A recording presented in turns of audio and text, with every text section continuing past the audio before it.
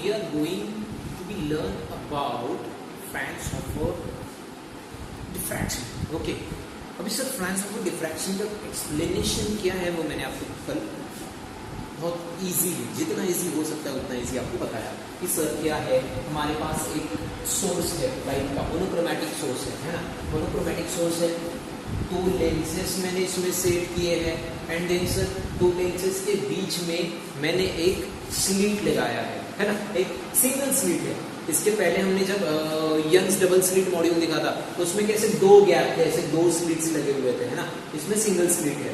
सो उससे और इजी हो जाता है इसका पैटर्न जो हमें इधर मिलेगा ना स्क्रीन पे, जो पैटर्न मिलेगा ये उससे भी इजी हो जाता है, इसके इक्वेशंस भी इजी हो जाते हैं। ओके, तो सर क्या हो रहा है, यहाँ पे एक सोर्स है मोनोक्रोमैटिक, ये लेंस में गया, लेंस से इधर निकला, ठीक है सोर्स, मतलब ये हो क्या रहा है इसका एक्चुअली डिफ्रैक्शन ही हुआ ना, लेंस से जब लाइट का सोर्स निकल रहा है तो वो क्या होगा, डिफ्रैक्टिव होगा। फिर इसके बाद सर ये सिंगल स्लिट से निकल रहा है तो ये सिंगल स्लिट एज अ क्या काम करेगी, पहले ही ये मेरा सोर्स था, ये मेरा एज अ प्राइमरी था ना, प्राइमरी सोर्स था, ये जो सिंगल स्लिट होता है ना ये मेरा एज अ सेकेंडरी सोर्स काम करेगा, मतलब यहाँ से मुझे एक सिंगल डिफ्रैक्टेड सोर्स मिलेगा इधर है ना, सिंगल डिफ्रैक्टेड सोर्स मिलेगा, मतलब ये भी एज अ सोर्स काम करेगा, ठीक है।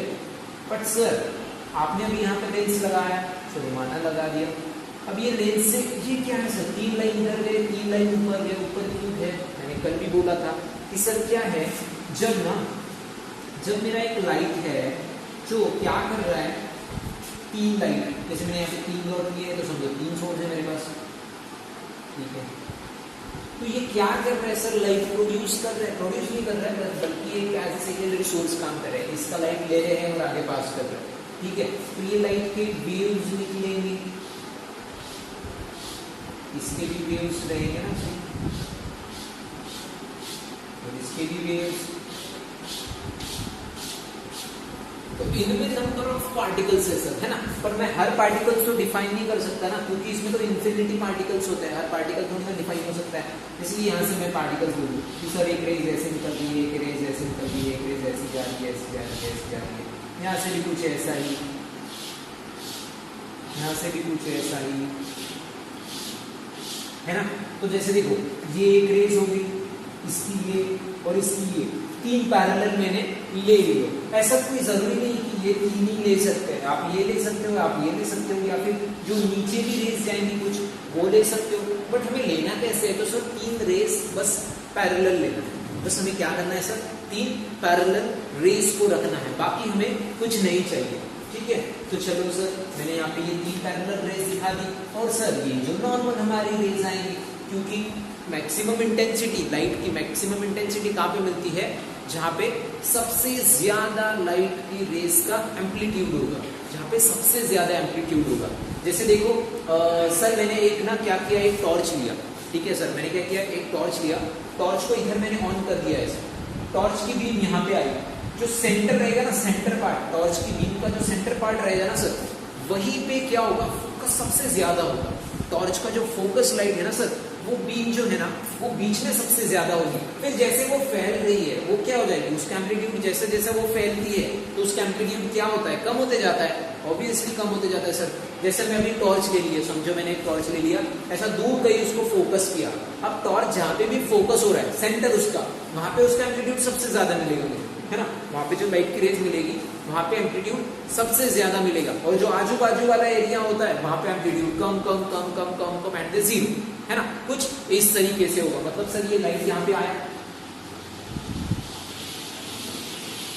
कुछ इस तरीके से होगा, है ना, बीच में सबसे ज्यादा, तो यही बीच वाला जो हमने रेज लिए है ना, मतलब ये तीन, इसके जो बीच में के रेज है ये हमने लिए तीन, तो हमें सबसे ज्यादा एम्पलीट्यूड देंगे, एंड कुछ लोअर ले लिए, मतलब हमें क्या मिलेगा, maximum intensity of light and minimum intensity of light, जिसको ही हमने जब यंग्स डबल स्लिट मॉड्यूल सीखा था उसमें हमने क्या बोला था, उसको ही dark fringes and light fringes जो हमें फाइंड करनी होती है ना सर स्क्रीन पे, इसके लिए मुझे कैसा सोर्स चाहिए होगा, तो कुछ रेस मुझे हाई एम्पलीट्यूड वाली चाहिए होगी और कुछ रेज मुझे लो एम्पलीट्यूड वाली चाहिए होगी, तो ये बीच में के जो मैंने रेज लिए है ये मेरी हाई एम्पलीट्यूड रेज है, और ये जो सर कुछ इस तरीके से एक एंगल बनाते हुए यहाँ से जा रही है, वो एक रेस है। वो कैसी? लो इंटेंसिटी वाली रेस है, मतलब लो एम्पलीट्यूड है। बस ठीक है, यही इसका मीनिंग है। क्योंकि सर आप में तो फिर होता है ना सर, यहाँ पे ये O पॉइंट क्यों आया, P1 पॉइंट क्यों आया। बस ये है कि मेरा लाइट की इंटेंसिटी कुछ जगह पे मैक्सिमम होगी और कुछ जगह पे मेरी लाइट की इंटेंसिटी मिनिमम होगी। अब उसका ही इक्वेशन हमें आगे देखना है। ओके,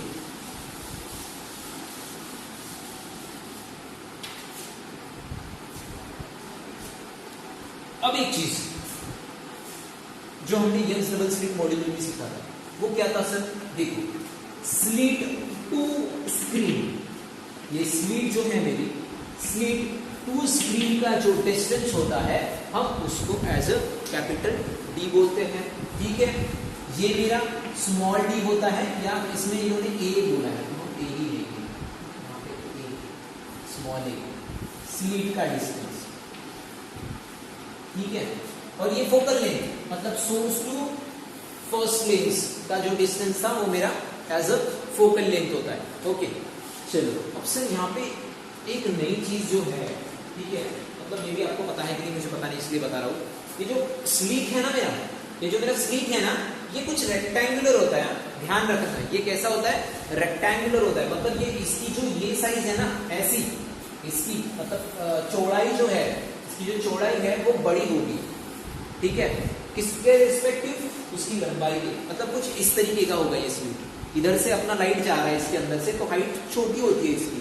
ठीक है, रेक्टेंगुलर स्लीट होता है, इसकी हाइट जो है वो कम होती है, एंड यहाँ से जो लाइट पास हो रही है इसके लिए जो स्पेस है ना ये ज्यादा होती है। कुछ इस तरीके से नहीं होता ये, ठीक है, इस तरीके से नहीं होगा। ठीक है, तो ये चीज ध्यान में रखो, स्लीट जो है वो हमारा फैला हुआ ज्यादा है, मतलब यहाँ से ज्यादा लाइट सोर्स पास हो सकता है, और हाइट कम रखी जाती है। अब सर आप बोलोगे सर हाइट क्यों कम रखी है? हाइट क्यों कम रखी? देखो, जितना हाइट कम रखोगे उतना ही वो जो लाइट रेज है वो कम स्प्रेड होगी। अगर लाइट रेज ज्यादा स्प्रेड होगी ना तो हमें इधर स्क्रीन पे एम्पलीट्यूड नहीं मिलेगा, या फिर हम उसको प्रैक्टिकली ऑब्जर्व नहीं कर पाएंगे। क्योंकि जितना लो एम्पलीट्यूड, जरूरी है कि हर एम्पलीट्यूड को हम देख ही सके। क्योंकि देखो क्या होता है, मैं जैसा अभी ये लाइट ऑन है यहाँ पे, ठीक है, बोर्ड का लाइट ऑन है, यहाँ पे लाइट की इंटेंसिटी मैं फील कर सकता हूँ, बट अभी जो आखिरी दीवार है, मेरे आगे जो दीवार है, वहां पे इस लाइट की इंटेंसिटी है, ऐसा नहीं है कि नहीं है, बट इतनी नहीं है कि मैं उसको कैलकुलेट कर सकूं या फिर उसको ऑब्जर्व कर सकूं। क्योंकि आजू बाजू का भी लाइट आ रहा है सर, इसका लाइट उनके साथ मिक्स हो रहा है, तो मैं कैसे देखूंगा?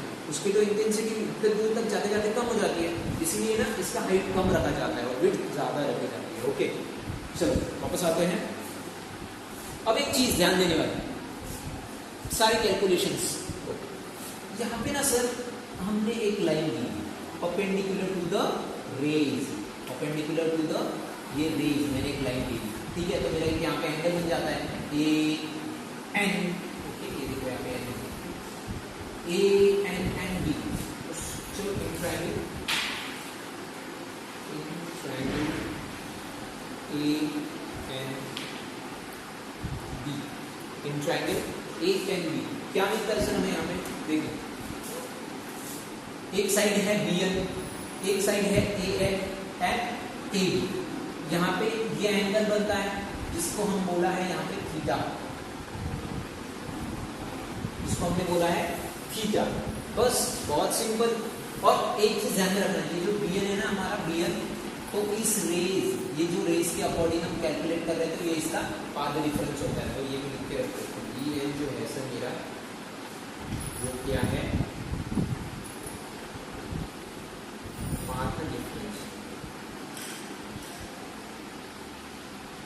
ये जो है सर मेरा वो है मेरा पाथ डिफरेंस, जिसको ही हम डेल करके भी लिखते हैं ना, बी एन को एज ए डेल भी लिख सकते हैं, ठीक है, पाथ डिफरेंस को डेल लिखते हैं। ये हम मे भी कब से सीख के आ रहे हैं, इसके पहले वाला चैप्टर, वहां से देख के आ रहे हैं पाथ डिफरेंस को सर डेल लिखते हैं, ठीक है। अभी बहुत इजी है, इस ट्रायंगल का एरिया कैसे फाइंड करते हैं sir? Sine theta is equal to क्या होता है? Opposite side upon hypotenuse, opposite side on hypotenuse, easy. Opposite side क्या बन जाती है? bn।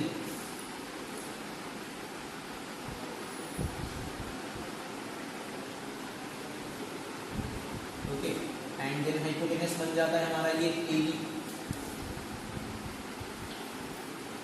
जिसको ही हम लिख सकते हैं B N as A and A B as a small A. देखो ना यहाँ का डिस्टेंस, हमें साइड का नाम पता है ए बी, बट हमें उसका एग्जैक्ट डिस्टेंस भी तो पता है ना सर, ए है, उसका डिस्टेंस क्या है, ए है, ठीक है। यहाँ पे क्या बोला है, साइन थीटा एन। देखो इसको ना साइन थीटा एन लिखना, क्योंकि हमें पता नहीं है ना, यहाँ पे तो ऐसे बहुत सारे पॉइंट आएंगे, एन नंबर ऑफ पॉइंट आएंगे, P1 P2 P3 P4 P5 P6, कितना बड़ा रेंज जा सकती है, उतने सारे पॉइंट्स आएंगे, मतलब एन नंबर ऑफ एंगल्स बन सकते हैं यहाँ पे, इसलिए मैं साइन थीटा एन लिख रहा हूँ, okay, is equal to N number of angles के लिए मैंने इसको लिख रहा है sine theta N equal to sine theta N equal to del by A, जिसको ही मैं इस तरीके से लिख सकते हैं sir, del is equal to del की वैल्यू लिख सकते हैं ए साइन थीटा एन, ठीक है, ए साइन थीटा एन। मतलब मुझे क्या मिला एक्चुअली, ये वैल्यू किसकी है मेरी, ये जो वैल्यू मिली है यहाँ पे, ये क्या है, ये वैल्यू जो मुझे मिली है ये क्या है, मेरा पाथ डिफरेंस ही है ना, ये देखो ना bn मतलब डे, मेरा क्या है, पाथ डिफरेंस, ये मेरा क्या है, पाथ डिफरेंस।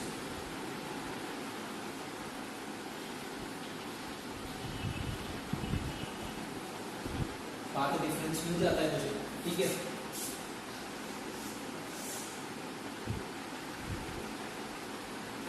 बाकी का पार्ट देखते हैं।